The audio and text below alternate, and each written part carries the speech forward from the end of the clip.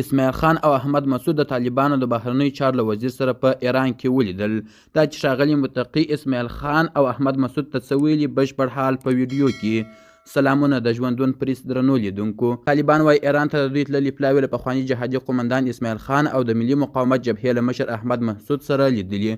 د طالبان ویاند ذبیح الله مجاهد په ټویټر پیغام کې ویلي د دوی پلاوي په دې لیدنه کې هغوی ته ډاډ ورکړ چې کولی سي هیواد ته ستانه سي. وروسته طالبان د بهرنیو چارو وزیر امیر خان متقي کابل ته له ستنېدو وروسته کابل هوایي ډګر کې خبریالانو سره خبرو کې دا لیدنه تایید کړې. نوموړي وویل هو له قومندان اسماعیل خان او احمد مسعود سره مو هم ولیدل، له نورو افغانانو سره مو هم ولیدل. دوی ته مو ډاډ ورکړ چې راتلای سي او افغانستان کې ډاډه ژوند کولی سي.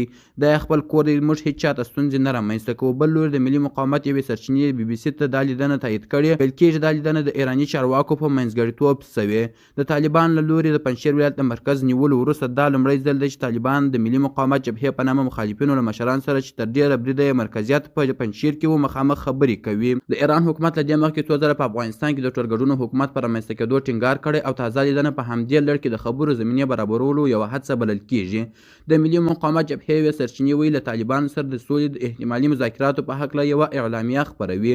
له دې مخکې د جبهې ویاند ذبیح الله احمدي په یوه ټویټر پیغام کې ولیکل په تهران کې له امیر خان متقي سره د احمد مسعود د لیدنې هیڅ پروګرام په پام کې نه دی نیول سوی، خو څو ساعته وروسته دا ټویټر پیغام لرې کړل سو. د اسنا خبري اژانس په ریپورټ کې په دې تړاو د ایران بهرنیو چارو وزارت ویاند سعید خطیب زاده له قوله ویل شوي ایران د دې خبرو کوربه و. د افغان لورو ترمنځ ښې خبرې سوي او هیله من یم د افغانانو لپاره به پایله شوي. ښاغلي خطیب زاده د افغانستان په تړاو د خپل هیواد د سیاست په هکله وویل زموږ نظر دا دی چې د افغانستان په جغرافیه کې دننه باید افغانستان د ټولو قومونو غوښتنې په نظر کې ونیول سي او غږ یې واورېدل سي. طالب چارواکي د بهرنیو چارو د چار سمبال وزیر امیر خان متقي په مشرۍ ایران ته تللي.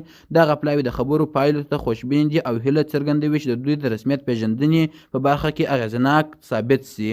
خو د ایران د ولسمشر په ګډون ایراني لوړپوړو چارواکو په تیره کې ټینګار کړی چې طالبان باید ټولګډونی حکومت رامنځته کړي. قدرمنو لیدونکو ډیره زیاته مننه چې ویډیو مو تر پایه وکتل. زموږ همدغه یوټیوب چینل در سره سبسکرایب او ویډیو مخ ته شیر کړئ. تر بیا او بلې ویډیو د الله په امان.